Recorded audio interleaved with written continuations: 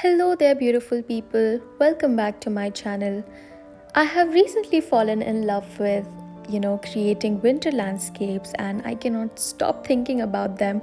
So I thought of continuing my winter landscape series and creating this one for you. This is super simple and easy, so I hope you'll enjoy this and paint along with me. So gather all your supplies and let's get started.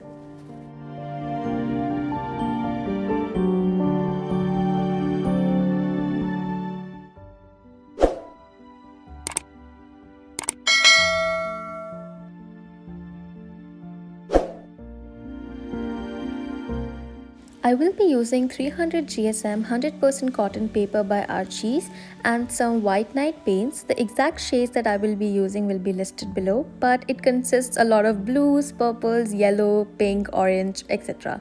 Some brown brushes of different sizes, a mixing palette, 2 jars of water, one for dirty water and one for clean water, tape, pencil and tissue. So the first thing that we're going to do is obviously tape down our paper carefully on a wooden board, and then we're going to move ahead and make a very basic pencil sketch. So using my scale, I'm sketching the horizon line and I've divided my paper in 2/3 and 1/3. And the top portion is going to be for the sky obviously, and the bottom is going to be for the ground. Now I'm sketching these far off mountains. Make sure that you're doing this with, the lightest pencil sketch, because you cannot erase the pencil mark if they're dark once you paint over them with watercolors. I also want to show that my trees rest on an elevated ground, so I've sketched that in the corner and I'm roughly sketching the trees as well. So yeah, the sketches are very basic for this painting. Now using my flat brush, I'm going to wet the sky portion. So I'm going to do a cross swatch here and make sure that I've evenly spread the water all over the sky part of our painting. The colors that I'm using for the sky are cadmium yellow, golden deep, quin rose, ultramarine blue and quin violet as well.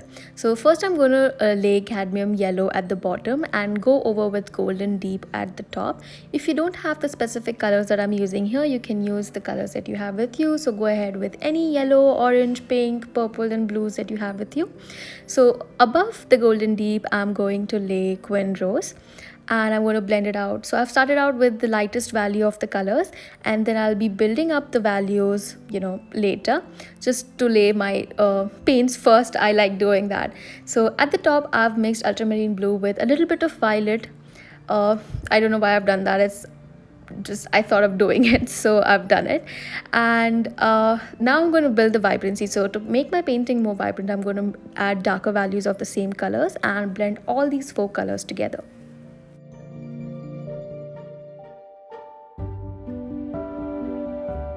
Blending the sky takes a bit of time, but it is really important, because if you don't blend the colors together, your painting ends up looking really flat and the colors look really separated from each other and it's not cute. So all we have to do is spend a little bit of time in blending, and yeah, that's really important. So we've got to blend, right? One simple way of blending is using left and right strokes. This way, the colors blend together effortlessly. At this point, I had completely forgotten that I had sketched mountains and ended up creating far off trees. So I've moved on with far off trees now. So using sepia, I'm just dabbing, a darker tone and a lighter tone of sepia at the horizon line. And since the paper is still wet, it just blends amazingly with the sky. Once the sky is completely dry, using a darker tone of sepia, we are going to add some definition to the far off trees. Now we're not going to sketch them out, as exact trees, but like at the horizon you see trees, but you don't see the exact shape, the structure of the trees, but you do see trees. So that is exactly what we're doing here. We're just randomly dabbing, trying to create little bushes, if you ask me. I have added darker tone of sepia at the 2 sides, that is the left and right sides, and for the center I'm using a mixture of sepia and the orange that we used. Now why I'm doing that is again because of reflection and the light passing through the center. Since the sun has set below the horizon line, there's still some light, and that is why the center portion is a little bit brighter than the 2 sides. So once that those trees have completely dried, we are going to add the reflections on our ground. Since this is a snowscape, so let us imagine that there is some fallen snow on the ground, and we will be using wet on wet technique for this as well. So I've wet my ground, and now we're going to add the reflection of the sky on the ground as well. So I'm using Golden Deep, a lighter value of the Golden Deep, and I'm just going to randomly add it at different places on the ground. And since there's a little bit of purple and blue as well in the sky, so that's going to be reflected as well. So using a lighter value of that, I'm going to add it on the ground carefully next to the orange that we added earlier.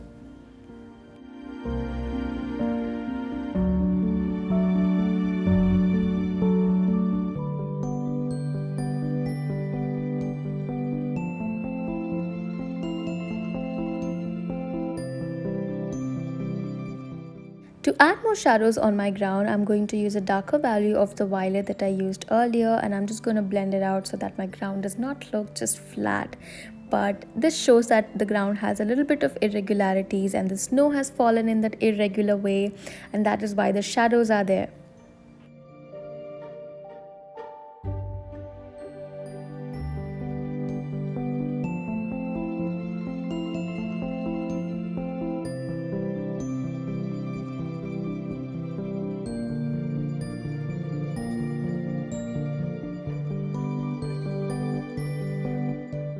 Now I'm going to use a darker value of the violet that we used earlier and tap it against another brush to create these splatters.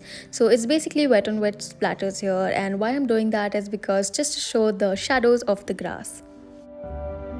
Now we're going to move ahead to the left corner, that is the elevated ground I was talking about. So I'm just going to lay it with some water first, and then to add the shadows I'm just sticking to one color because let us say that the sunlight is not falling directly in this portion, and that is why we don't see the yellows of the sky, but rather we only see the violet that is in the sky. So using a darker tone, I'm just going to lay it at the outline first and then blend it over the entire surface. And why I'm doing that is because just to assume that the outline portion is not receiving whatever light is falling on it directly, and that is why it has darker values of that color while the others receive some light, and that is why they're lighter. And below the tree also I'm going to add extra shadows because obviously because of the trees there's going to be some shadow falling at that area as well. While the left corner dries, I'm going to move ahead and add grass on those little splatters that we added. We're not going to cover all the splatters, but rather we're just going to cover few of them.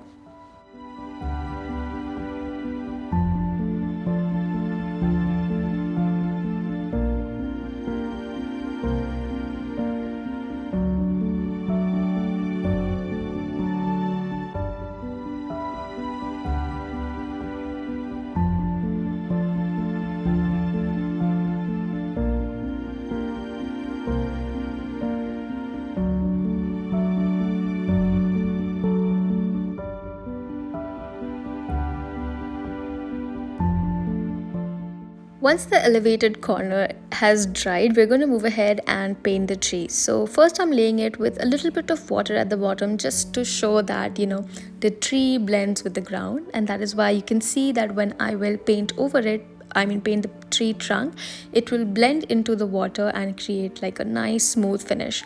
So that is the only thing to keep in mind. The rest is just to paint a tree. I don't like using black directly on my painting, so for painting the tree, I'm using a darker tone of sepia. As you can see here, the tree trunk has not completely blended with the ground, so using some water, I'm just going to blend the bottom portion.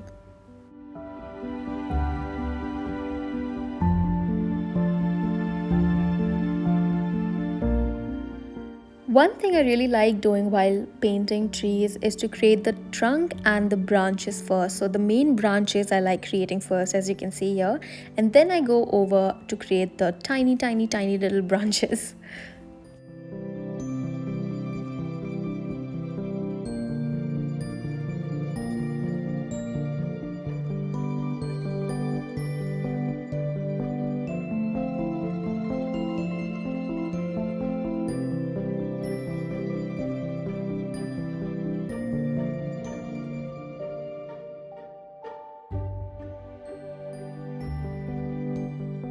Since the elevator ground looked a little bit empty, I created these other tiny little branches next to the trees and all over, randomly on the ground as well.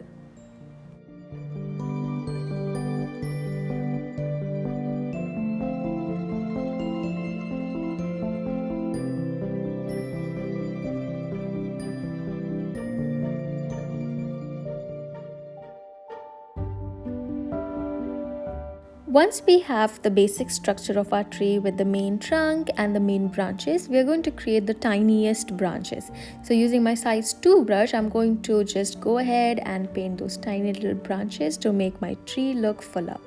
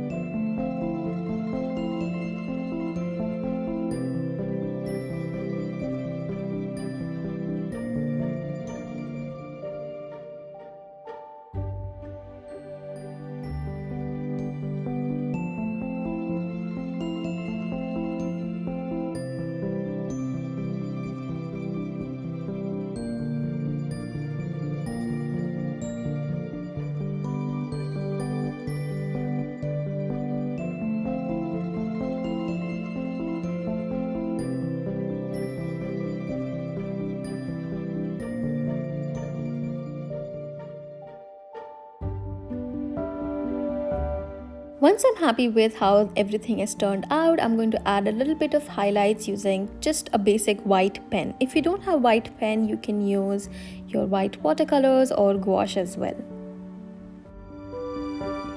Carefully peel the tape off and voila, we have our very simple winter landscape.